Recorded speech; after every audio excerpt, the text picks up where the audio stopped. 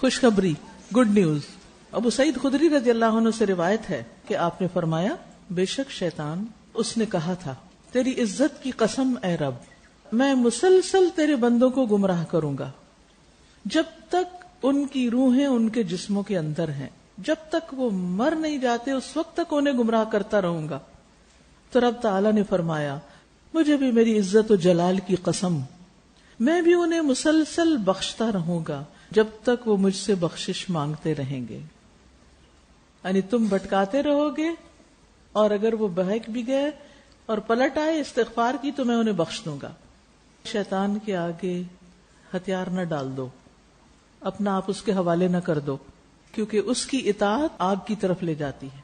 شیطان کا راستہ آگ کا راستہ ہے، اور تم اہل ایمان میں شامل ہو جاؤ اور رحمان کے بندوں میں تم کامیاب ہو جاؤ گے جنت الرضوان کے ساتھ، یعنی تم جنت اور اللہ کی رضامندی کو پالو گے۔ نبی صلی اللہ علیہ وسلم کے ساتھ جن کے جد امجد کا نام عدنان تھا، عدنان تک آپ کا نسب جو ہے وہ بالکل صاف ہے، اس میں کوئی کمی بیشی نہیں، بالکل درست ہے، اس لیے آپ کو النبی العدنان بھی کہا جاتا ہے۔ تو بنیادی طور پر یہاں پر شیطان کے اس مکالمے کا ذکر ہے جس میں اس نے قسم کھا کے کہا تھا کہ میں انسان کو مرتے دم تک بہکاؤں گا۔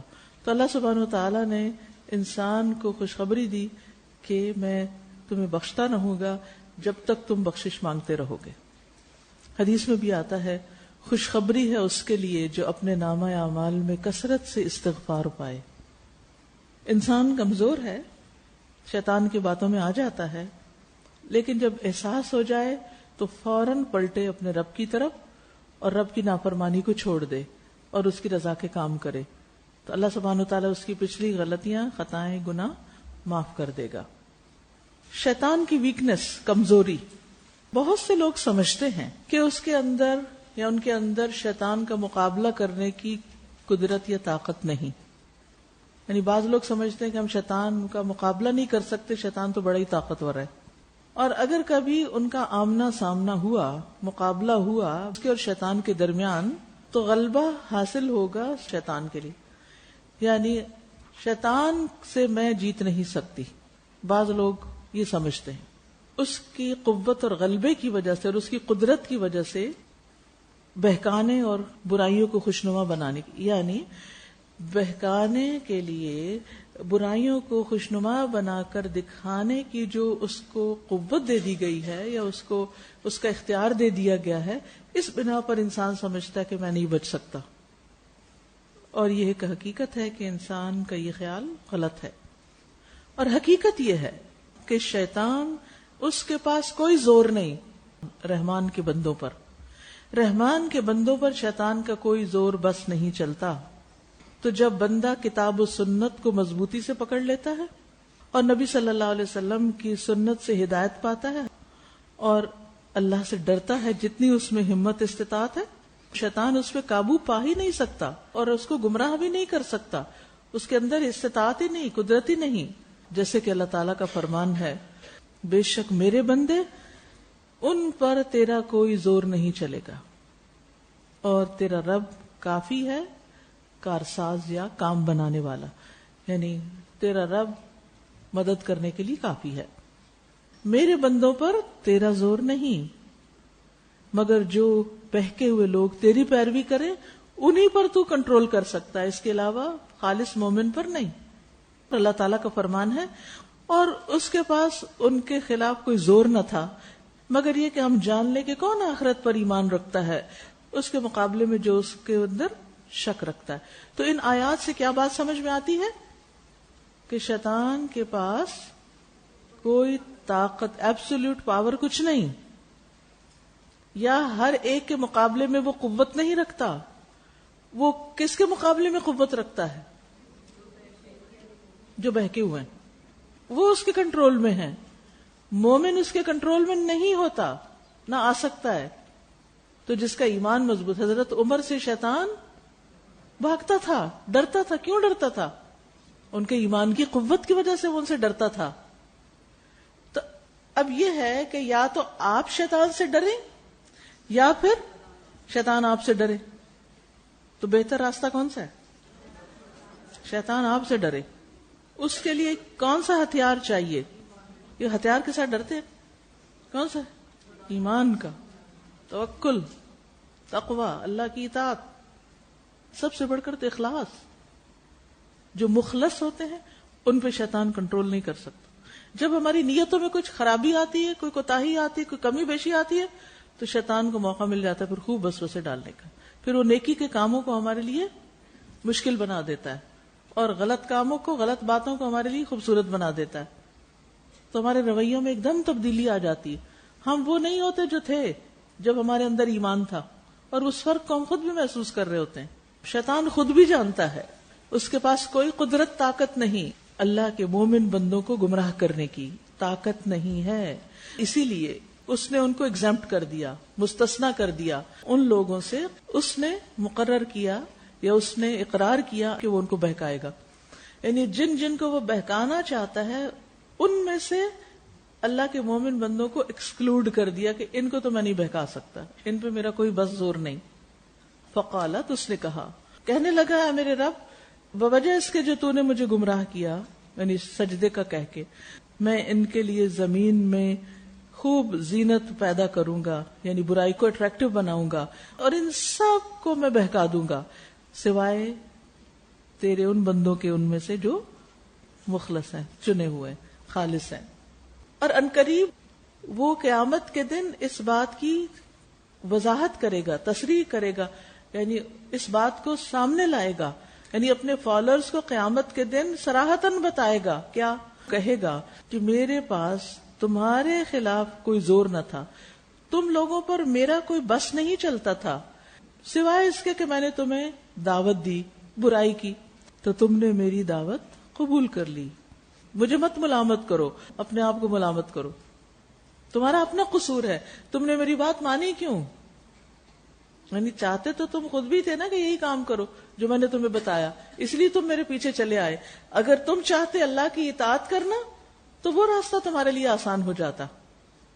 ٹھیک ہے نا؟ تو ہر شخص اس کے لیے وہی راستہ آسان کر دیا جاتا ہے جو وہ چاہ رہا ہوتا ہے. اسی لیے اللہ عز و جل نے خبر دی شیطان کی کمزوری کے بارے میں اور اس کے ہیلوں بہانوں یا اس کی جو چالیں ہیں ان کے ہلکے پن کی. تو اللہ سبحانہ تعالیٰ نے فرمایا، تو لڑو تم شیطان کے دوستوں سے، بے شک شیطان کی چال بڑی کمزور ہے. یعنی جو لوگ حزب الشیطان ہیں، شیطان کے ٹولے کے لوگ ہیں، شیطان کے ساتھی ہیں، یعنی جیسے نبی صلی اللہ علیہ وسلم کے زمانے میں آپ کے دشمن، تو تم ان سے لڑو، جنگ کرو، کیونکہ وہ ہیں کمزور. تو یہاں بتانا کیا مقصود ہے؟ شیطان کی چالیں چاہے کتنی ہی بڑی ہوں ہیں کمزور. شیطان کوئی طاقتور چیز نہیں ہے، شیطان سے مت ڈرو، وہ کمزور ہے. لیکن کس کے مقابلے میں طاقتور اور کس کے مقابلے میں کمزور، یہ فرق جاننے کی ضرورت ہے. السلسلہ صحیحہ میں ایک حدیث ہے، رسول اللہ صلی اللہ علیہ وسلم نے فرمایا، بے شک مومن اپنے شیطانوں کو اس طرح تھکا دیتا ہے جس طرح تم میں سے کوئی شخص اپنے سفر میں اپنے اونٹ کو تھکا دیتا ہے. کیونکہ اونٹ کب تھکتا ہے؟ جب اس پہ سواری کی جائے، بوجھ لادا جائے اور اس سے لمبا فاصلہ طے کروایا جائے. اسی طرح انسان شیطان کو اپنے قابو میں رکھتا ہے اور اس کی بات نہ مان کر تھکا دیتا ہے اس کو. کیسے تھکتا ہے؟ کیونکہ وہ ادھر سے آتا ہے، اس کا بس نہیں چلتا، اب وہ دوسری طرف سے گھوم کے آتا ہے، بائیں طرف سے آتا ہے، بس نہیں چلا، سامنے سے آیا، بس نہیں، پیچھے سے آیا، بات نہیں بنی، کہیں سے کوئی راستہ ہی نہیں ملا اس کو. اب وہ چاروں طرف گھوم رہا ہے، کہاں سے جاؤں، کیا کروں، سر پکڑا ہوا ہے، یہ چال چلتا ہوں، کوئی چال ہی کامیاب نہیں ہو رہی، قابو میں ہی نہیں آ رہا. یہ جیسے آپ کسی چیز کے پیچھے بھاگ رہے ہوتے اور وہ چیز آپ کو پکڑائی نہ دے تو آپ کا حال کیا ہو جاتا ہے. تو شیطان کا بھی ایسی سانس پھولنے لگتا ہے کہ جب ہم اس کو پکڑائی نہیں دیتے، جب وہ ساری زور آزمائی کر بیٹھتا ہے، جب ہم اپنا غصہ کنٹرول کر جاتے ہیں، جب ہم اپنی زبان کو قابو میں رکھتے ہیں، جب ہم اپنے ٹیمپرامنٹ کو، اپنے معاملوں کو، جن چیزوں کو ہم نے کرنا ہوتا ہے اور وہ چاہتا ہے ہم نہ کریں اور ہم بھی کمزور پڑنے لگتے ہیں، تھکنے لگتے ہیں، پھر ہم اسٹرانگ ہو جاتے ہیں اور کر ڈالتے ہیں. مثلا صدقہ کرتے ہیں یا نوافل پڑھنا ہوتا ہے یا اور کوئی بھی اچھا کام جو بھی کرنا ہے، کسی کی مدد کرنا ہے، کسی کی خدمت. بعض اوقات ایسا ہوتا ہے کہ صرف کسی کی ویسے ہی جسمانی طور پر کوئی مدد کرنی ہوتی ہے، نہیں کہ اس کو ہاتھ دے کے اٹھانا ہے، کوئی کام کرنا، کسی نے پانی مانگا اس کو دینا ہے، کسی کا بوجھ اٹھانا ہے، کسی کا کوئی اور کام کرنا ہے، کسی نے آپ سے فرمائش کر دی چلو میرے ساتھ فلاں جگہ میرا کام کرو. وہ وقت بڑے بھاری ہوتے ہیں، بعض اوقات آپ کے اپنے بڑے کام ہوتے ہیں، لیکن آپ پھر اپنے اوپر جبر کر کے کنٹرول کر کے کر دیتے، کرنے کے بعد اس کو مینشن بھی نہیں کرتے. تو شیطان تھک جاتا ہے، کیونکہ پہلے تو وہ چاہتا ہے کہ آپ کریں نہ، وہ رکاوٹیں ڈالتا ہے. جب آپ نہیں سنتے اس کی اور کر ڈالتے ہیں تو پھر وہ کہتا ہے دیکھو اب احسان جتاؤ، مینشن کرو، بتاؤ میں نے یہ کیا ہے تاکہ پتا تو چلے ان کو. تو آپ کہتے نہیں مجھے نہیں بتانا، میں نے اللہ کے لیے کیا ہے، مجھے کیا ضرورت ہے میں کسی پہ احسان جتاؤں. پھر وہ کہتے ہیں یہ تو بالکل قابو نہیں آ رہا یہ شخص، اب کیا کروں. تو جب تک آپ اپنی نیکی کو چھپا لیتے ہیں، آپ تکلیف اٹھا کے ظاہر نہیں کرتے، شیطان تھک جاتا ہے. لیکن جو ہی آپ یا تو نیکی سے دل ہار کے پیچھے ہٹ جاتے ہیں یا کوئی نیکی چھوڑ بیٹھتے ہیں، یعنی آپ جتنا پیچھے جاتے ہیں نا وہ اتنا آپ پہ چڑھائی کرتا چلا جاتا ہے. اور اگر آپ اس کو پیچھے رکھیں تو پھر وہ تھکتا ہے. آپ طاقتور ہیں، وہ کمزور ہے. جو ذرائع آپ کے پاس ہیں اس کے پاس نہیں ہے، جو ریسورسز آپ کے پاس ہیں اس کے پاس نہیں ہے. وہ صرف محنت کرتا ہے، ہم محنت نہیں کرتے. ہم کسی اچھے کام کے لیے محنت نہیں کرتے، مستقل مزاجی سے کام نہیں کرتے. ایک کام کیا بور ہو گئے وہ چھوڑ دیے. کبھی اچھے کام کا آغاز کیا پھر کہا کوئی فائدہ نہیں ہے، کیا ہونے والا ہے، کچھ نہیں، چھوڑو اس کو، کچھ اور کرتے، کچھ اور شروع کر دیتے. پھر وہ نہیں ہوتا پھر کچھ اور شروع کر دیتے، پھر کبھی اور کچھ. کہیں زندگی میں ٹک کر ہی بیٹھتے اور نہ ہی کوئی اچیومنٹ ہوتی ہے پھر زندگی میں. تو اب یہ آپ کے اوپر ہے کہ آپ کمزور ہوتے ہیں یا شیطان کو کمزور کرتے ہیں. مقابلہ سخت ہے. اور وہ کون سی چیزیں ہیں کہ جس سے شیطان کو تکایا جا سکتا ہے؟ وہ ہے اللہ کا ذکر، اللہ کا نام، اللہ کی خاطر کام، چھوٹی چھوٹی چیزوں پر اللہ کا نام لینا، چھوٹے چھوٹے کاموں میں اللہ کو یاد رکھنا. نبی صلی اللہ علیہ وسلم نے فرمایا، لمبی حدیث ہے جس کا ایک حصہ ہے، اور دروازوں کو بند کر لیا کرو نہیں رات کو سونے سے پہلے، اور اس پر اللہ کا نام لیا کرو نہیں، بسم اللہ کہہ کے دروازہ بند کیا کرو، کیونکہ شیطان ایسے بند دروازوں کو نہیں کھولتا جس پر اللہ کا نام لیا گیا ہو. یعنی جب آپ بسم اللہ پڑھ لیں گے تو وہ لاک لگ جائے گا اس کے لیے. اب وہ کھٹکا رہا ہے، کھول رہے کی کوشش کر رہا، نہیں کھل رہا کیونکہ آپ نے بسم اللہ پڑھی ہوئی ہے اس پر. جابر رضی اللہ عنہ سے روایت ہے، رسول اللہ صلی اللہ علیہ وسلم نے فرمایا، تم لوگ اپنے برتنوں کو ڈھانک دیا کرو اور مشکیزوں کے منہ بند کر دیا کرو، یعنی اس کو بھی بند کر دیا، اور دروازہ بند کر لیا کرو اور چراغ بجھا دیا کرو. رات سونے سے پہلے یہ سارے کام کرنے ہیں. کون کون سے؟ نمبر 1 برتن ڈھانکنے ہیں، نمبر 2 مشکیزیں یعنی بڑی بوٹلز ہیں یا گھڑے ہیں یا جو بھی چیزیں ہیں ایسی، ان کا بھی منہ بند کرنا ہے، کھلا نہیں چھوڑنا، اور دروازہ بند کرنا ہے، لائٹ آف کرنی ہے. فرمایا کیونکہ شیطان بند مشکیزیں نہیں کھول سکتا، دروازے بھی نہیں کھول سکتا، ڈھکے ہوئے برتن کا ڈھکن بھی نہیں اتار سکتا، اور اگر تم میں سے کسی کو ڈھکنے کے لیے کچھ نہ ملے تو برتن کے عرض پر یعنی چوڑائی کے رخ ایک لکڑی ہی رکھ دو. یعنی مثال کے طور پر جیسے یہ برتن ہے تو کوئی چیز نہیں تو آپ کیا کریں، ایک چمچ اٹھا کے یا کوئی لکڑی چاپ سٹک وغیرہ یا کوئی بھی چیز اس کو اس کھلے برتن کے اوپر آڑا رکھ دیا کریں. یعنی کچھ نہ کچھ رکاوٹ ضرور ہونی چاہیے. ایسے کھلے برتن رات کو مت چھوڑے، اور اس پر اللہ کا نام لے لے تو اس کو ایسا ہی کرنا چاہیے، یعنی کہ ان ساری چیزوں کو بند کرتے بسم اللہ پڑھتے چلے جائیں. ایک اور حدیث سے پتہ چلتا ہے کہ سال کی راتوں میں سے ایک رات ایسی ہوتی ہے کہ جس میں آسمان سے بیماریاں اترتی ہیں، وبائیں اترتی ہیں. تو جو برتن کھلے پڑے ہوتے ہیں ان میں ان کے اثرات آ جاتے ہیں.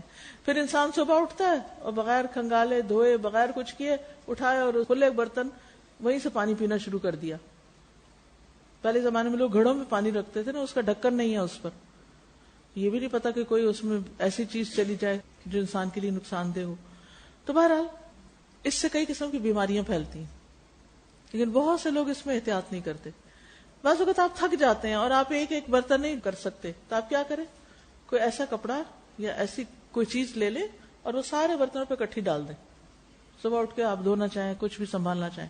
کبھی ہوتا ہے نا مہمان ہوتے ہیں رات دھلا کے آپ رکھ دیتے ہیں سب، لیکن وہ کھلے پڑے ہوئے ہوتے ہیں، یا تو ان کو الٹا کر کے رکھیں جیسے گلاسز ہیں، کپس ہیں، پلیٹس ہیں، الٹا رکھے ان کو، یا پھر یہ کہ ان کے اوپر کوئی چیز رکھے، کھلا نہ چھوڑے. پھر شیطان کو کچھ بھی ان میں سے کھانے، استعمال کرنے یا ان کے اندر کوئی خرابی کرنے کا موقع نہیں ملتا.